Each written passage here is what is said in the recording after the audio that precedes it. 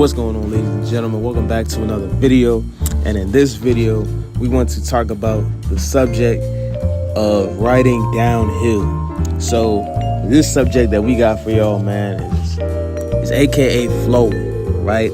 So a lot of times, man, how can we transition from one outlet to the next? You know what I'm saying? Like when we're just going through and doing what we're doing, say like maybe on the basketball court, and we just grinding, and we, gain so much altitude, so much momentum, we work out every day. Of course, we in the lab every day, and of course we doing what we're doing every day. But all of a sudden now we got to change to a whole different perspective and get into a whole entirely new outlet, whether it may be art or whether it be behind an office desk, or maybe it be something else that we just supposedly have to do, cooking or whatever it might be, right? So how do we make that transition? How do we make that switch from flowing, from being a basketball player, or being an athlete, someone who works out every day, and transitioning to another field with a bunch of different more mechanics to it? So the main important thing that we want to look at, right, is when we are transitioning to another field, especially when something is not as physical or not as mentally draining, in a certain way as, basketball or being an athlete or working out every day, right? The most important thing is not to slow down. I always like to use the concept of riding a bicycle. Because when you ride the bike, you know how when you go uphill, you got to use all this momentum and all this force, and you're exerting all this energy going uphill. And it requires so much muscle force to get uphill, right? But then once you go downhill, all this momentum is carrying you, and it's almost as if you're going too fast and you're out of control, right? The important thing to realize with this is that how do you hit those turns, right? How do you go downhill and maybe the road curves, in a very, very deep way, and you got to be able to hit that turn? What would be the mechanics of you being able to hit that turn? Would it be to slow down? Would it be to speed up? No, it wouldn't be to slow down, because if you try to slow down going into a turn, coming downhill, you're not going to be able to hit that turn because you're too out of control, right? On a bicycle, the most important thing to do is not to slow down, but rather to speed up. It's actually rather to flow into the turn. That's the only way you'll be able to actually make the turn properly and continue to keep rolling through, right? Because if you try to slow down, and if you try to make the turn and try to be too technical with how you make that turn, you're gonna slip and fall. You're gonna run off course, and you're not gonna make that turn. It's gonna end badly. Most important thing to do is to focus on the actual motion of flowing through the turn, right? So rather, instead of focusing on slowing down to hit the turn in a technical way, keep your mind on actually flowing through the turn and actually getting through that turn. So rather, instead of, as we said, slowing down, you would have to speed up in order to actually get through that turn.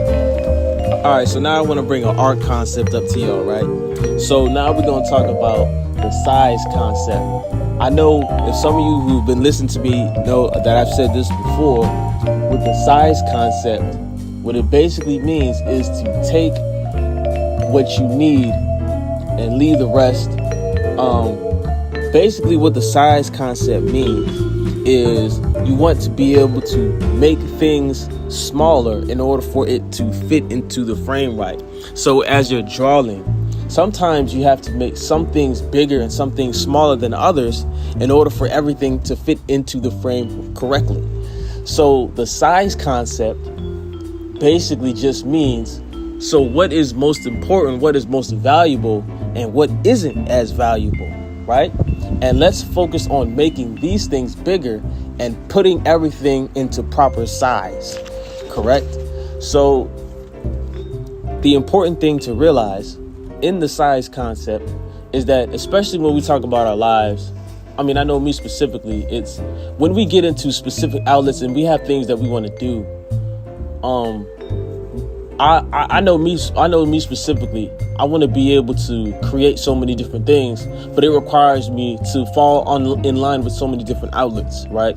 When you're someone who has so many ideas, right, it's important to be able to actually fall in line with those outlets to be able to actually bring it about correctly, right? See, the thing about God, right, and the thing about us and, just how things function, right, is he wants us to be able to be ourselves, become ourselves within outlets, right? That's one of the most important things to be able to do, right? In terms of being ourselves, it's not always about creating this one individual or us getting out of alignment and trying to create something completely brand new, right? It's using what God used other people to create and flowing through those outlets, and becoming ourselves within these outlets that God has already created. So this right here is what I believe this is what allows us to be ourselves, and it's the same way in which that God speaks to us. He speaks to us through our own outlets, and I think that's the way that God wants us to be when we get into our outlets, or when we get into what we want to do, right? Is to be able to get into these outlets that God has already created, experience these outlets, and then being able to flow through these outlets in our own way, in our own creative way. And I think a lot of times that, especially us really creative people with, like just really creative personalities, and, people like us, like we struggle so much in order to get our ideas out, in order to get, what we have about ourselves out. It's because we haven't really embraced what God has already created and have been able to, and just be able to flow through these outlets, right? If we would just flow through these outlets that God has already created, we would be much more effective in being ourselves, one, and being able to just, create what we want to create and actually be most effective in what we want to do. And on top of that, being able to experience life, right? Because I know, that's the whole point. God wants what's best for us, right? And he wants things for us that we don't even know we want for ourselves, right? And one of those things, of course, would be, experiencing life, right? So, yeah, in this case, it would be experiencing life. So it is important for us to be able to flow through outlets and to be able to really embrace, and experience what God has already created. That's one of the most important things, not just trying to, do things on our own. And, there's a method to this and there's a lesson in this. There's a lesson in this, and that's, to be able to just experience and really appreciate, maybe, it's not even just about appreciating. Appreciating is important, but most importantly, experiencing and being a part of, the things that God has created. You know what I'm saying? So, and just flowing through and being ourselves through these outlets and through these things, right?